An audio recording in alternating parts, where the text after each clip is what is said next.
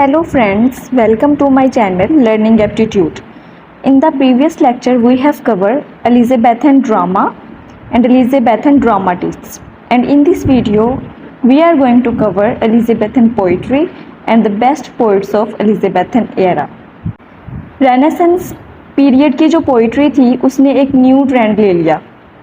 ये पोइट्री थी डिस्कवरी की, न्यू एज ऑफ डिस्कवरी की और एक्साइटमेंट की।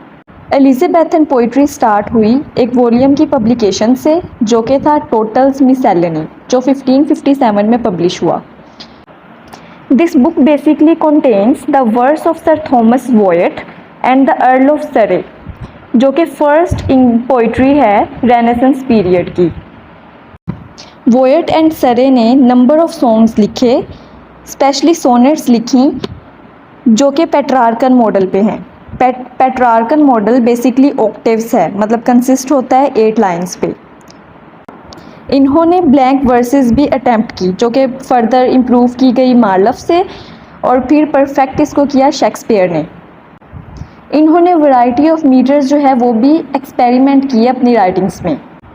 गाइस, वॉयट एंड सरे जो है वो भी सेम पोजीशन रखते हैं प्रमोशन में एलिज़ाबेथन पोइट्री की, जैसे कि स्पेंसर और शेक्सपियर। इनका भी बहुत सारा काम है इसकी प्रमोशन में।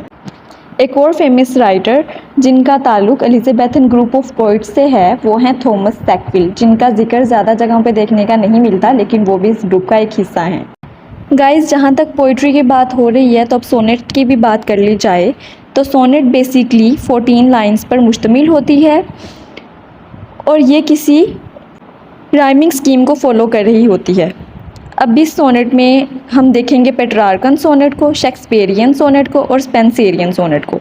तो पेट्रार्कन सोनेट की बात की जाए तो ये 2 ग्रुप्स में स्प्लिट करती है। द ऑक्टेव जो कि 8 लाइंस की सोनेट होती हैं, एंड सेस्टेट जो कि 6 लाइंस पर कंसिस्ट होती हैं। ऑक्टेव्स में जो राइमिंग स्कीम यूज़ की जाती है वो A B B A B B होती है, और जो द सेस्टेट में यूज़ की जाती है राइमिंग स्कीम वो सी डी ई होती है।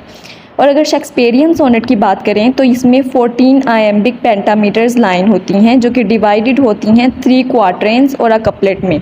क्वार्ट्रेंस 4 लाइंस पर मुश्तमिल होते हैं और कपलेट तो आप सब जानते हैं कि 2 लाइंस, मतलब अ पेयर ऑफ लाइन पे मुश्तमिल होता है। इसकी rhyming scheme usually A B C D या एफ जी होती है।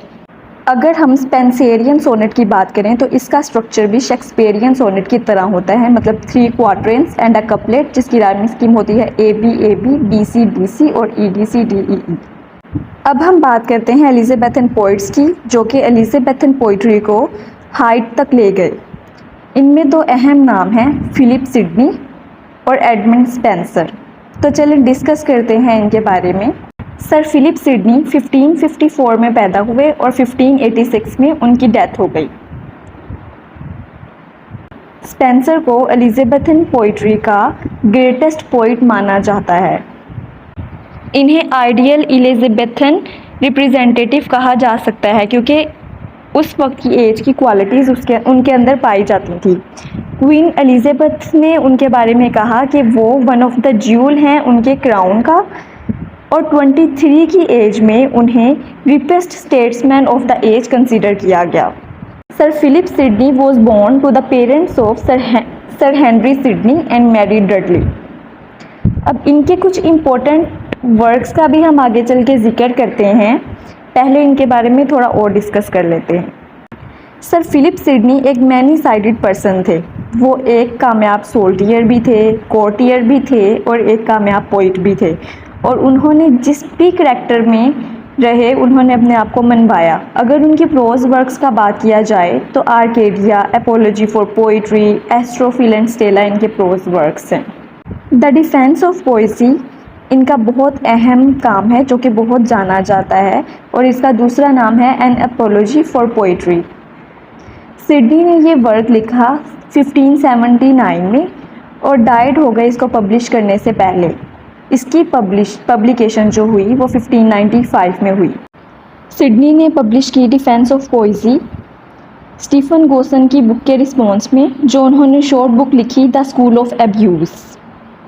जिसमें कहा जाता है कि उन्होंने वर्चुअली अटैक किया पोइट्स को और एक्टर्स को और क्वेश्चन किया उनकी मोरालिटी को जो वो फिक्शियस वर्क लिखते थे उस पे। तो पोइट्री के डिफेंस में सर फिलिप सिडनी ने डिफेंस ऑफ पोइजी मतलब एनोपोलॉजी फॉर पोइट्री लिखी, जिसमें सिडनी ने क्लेम किया कि that poets have the ability to remember and paint the past while philosophising about the futures, कि पोइट्स पास्ट के बारे में भी लिख सकते हैं और प्रिडिक्ट कर सकते हैं फ्यूचर के बारे में अपने पोइट्री के थ्रू। अब हम नेक्स्ट मोस्ट इम्पॉर्टेंट पोइट की बात करते हैं जो कि हैं एडमंड स्पेंसर, जो 1552 में पैदा हुए और उनकी डेथ 1599 में हुई, जिनका बहुत नाम है शिवेलरी और मिडीवल एलिगरी में। तो चलिए इनके बारे में डिस्कस करते हैं और इनकी वर्क्स को भी डिटेल से बात करते हैं इनके वर्क्स पे। जिनका बहुत बड़ा नाम है नॉन ड्रामेटिक एलिजाबेथन पोइट्री में वो हैं स्पेंसर, जिन्हें पोइट ऑफ शिवेलरी और मिडीवल एलिगरी के नाम से भी पुकारा जाता है। Elizabethan age basically age of transition भी कहलाती है बिकॉज इसमें बहुत से मजहबी चेंजेस आए थे, उनके रिलीजियस चेंजेस आए थे, जैसे कि मतलब जो कैथोलिक रिचुअल्स थे वो अटैक हुए प्रोटेस्टेंट्स के थ्रू, मतलब जो प्रोटेस्टेंट रिफॉर्मर्स थे उनके थ्रू। और स्पेंसर की सिंपथीज़ दोनों के लिए थी, ओल्ड के लिए भी और न्यू के लिए भी। तो उन्होंने अपने एक बहुत famous work the fairy queen में इन एलिमेंट्स का जिक्र किया।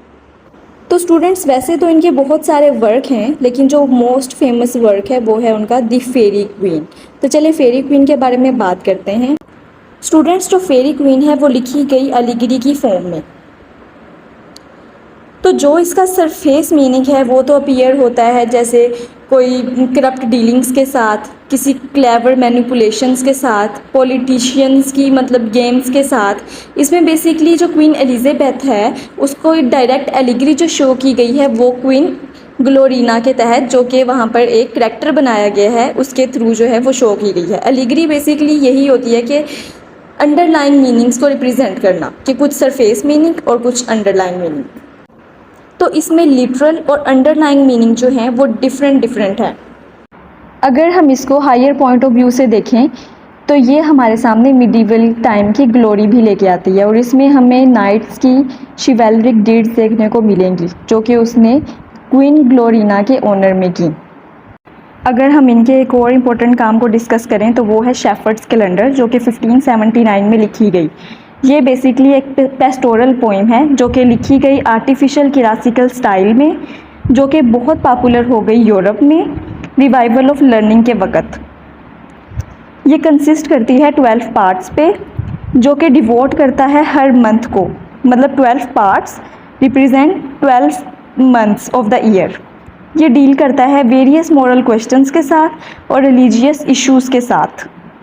अगर हम इनके कुछ और वर्क्स के बारे में बात करें तो एक इनका वर्क है एस्ट्रोफल, जो कि इन्होंने 1586 में लिखा, जिसमें पेस्टोरल इमेजरी को यूज़ किया गया। और एक एलेजी जो कि उन्होंने लिखी सर सिडनी की डेथ पे, जो उन्होंने इनको डेडिकेट की द कैलेंडर। फिर उन्होंने हिम्स लिखी जो कि करेक्टराइज्ड हैं मेलोडियस वर्स से, जो कि लिखी गई स्पेंसर से लव और ब्यूटी के ऑनर में। उन्होंने एमोरिटी लिखा जो कि 88 सोनेट्स पे कंसिस्ट करता है। इसमें इन्होंने पेट्रार्कल मैनर को फॉलो किया जो कि बहुत पॉपुलर हो गया उस वक़्त में, जबकि इन्फ्लुएंस था इटालियन लिटरेचर का। इसमें इन्होंने डिस्क्राइब किया अपना प्रोग्रेस और लव एलिजाबेथन बॉयल के लिए, जिनसे उन्होंने फिर शादी की 1594 में। एपिथेलेमियन जो कि उन्होंने लिखी वो एक ब्यूटीफुल मैरिज हिम है इंग्लिश लैंग्वेज की। स्पेंसर को पोइट ऑफ इमेजिनेशन भी कहा जाता है। उन्होंने अपने आर्ट के ज़रिए इमेजिनेशन को बहुत अच्छे से लिखा।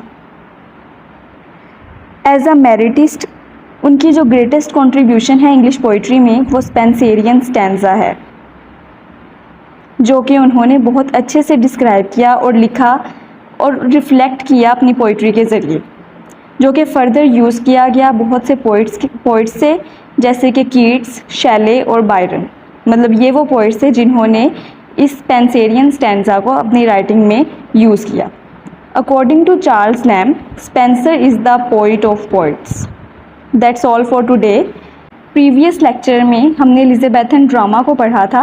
अगर आप वो ड्रामा पढ़ना चाहते हैं तो उसका लिंक मैं आपको डिस्क्रिप्शन में दे दूँगी. Stay connected and stay blessed.